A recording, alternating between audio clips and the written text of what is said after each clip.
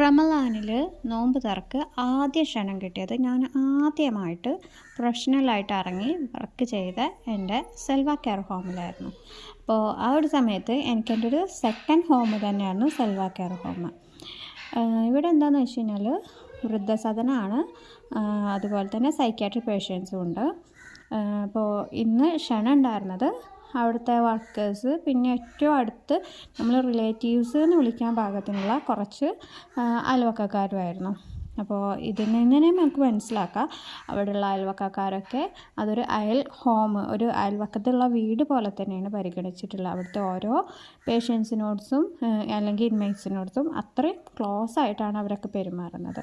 അപ്പം ഞാൻ വർക്ക് ചെയ്ത സമയത്ത് എൻ്റെ മോന് 1 വയസ്സ് 1.5 വയസ്സായ ഒരു ഏജായിരുന്നു. ഇപ്പോൾ അവന് കുറച്ച് വളർന്ന് വലുതായി സ്കൂളിൽ പോകുന്നൊരു പ്രായമൊക്കെയായി. അപ്പോൾ അവന് വീണ്ടും കണ്ടതിലുള്ള എക്സൈറ്റ്മെൻറ്റാണ് അവിടുത്തെ ഇൻമേറ്റ്സ് കാണിക്കുന്നത്. വളരെയധികം സ്നേഹത്തിൽ അവൻ ഉമ്മയ്ക്കും കെട്ടിപ്പിടിക്കും മടിയിലിരുത്തുമൊക്കെ ചെയ്തിട്ടുണ്ടായിരുന്നു.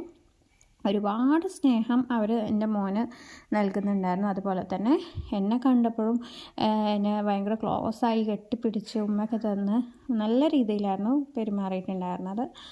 അപ്പോൾ അവരെ സംബന്ധിച്ച് ഞാൻ അവിടെ ഒരു മോളെ പോലെ തന്നെയായിരുന്നു. അവിടെ വർക്ക് ചെയ്ത് ഞാൻ വെൽഫെയർ ഓഫീസർ എന്നുള്ള പോസ്റ്റിലാണെങ്കിൽ പോലും അവർക്ക് അവരാവശ്യപ്പെടുന്ന ഡ്രസ്സും സാധനങ്ങളൊക്കെ കൊണ്ട് കൊടുക്കുന്നത് കൊണ്ട് തന്നെ അവർക്ക് ഞാനൊരു മോളെ പോലെ എന്നുള്ളത് തന്നെയായിരുന്നു. അപ്പോൾ ഞാൻ ഭയങ്കര പ്രൗഡാണ്. എൻ്റെ ഫസ്റ്റ് പോസ്റ്റിങ് അവിടെ ആയതുകൊണ്ട് തന്നെ ഭയങ്കര പ്രൗഡായിരുന്നു. പിന്നെ നമ്മൾ നോമ്പൊക്കെ തുറന്ന് നമ്മൾ തന്നെയായിരുന്നു എല്ലാം അറേഞ്ച് ചെയ്തതും, അതുപോലെ തന്നെ എല്ലാം എടുത്തു വെച്ചതും ആൾക്കാർക്ക് വിളമ്പി കൊടുത്തതൊക്കെ നമ്മളായിരുന്നു. എമിലും തന്നെ അവൻ്റെ വീടിനെ പോലെ പരിഗണിച്ച് നല്ല രീതിയിൽ വർക്ക് ചെയ്തു.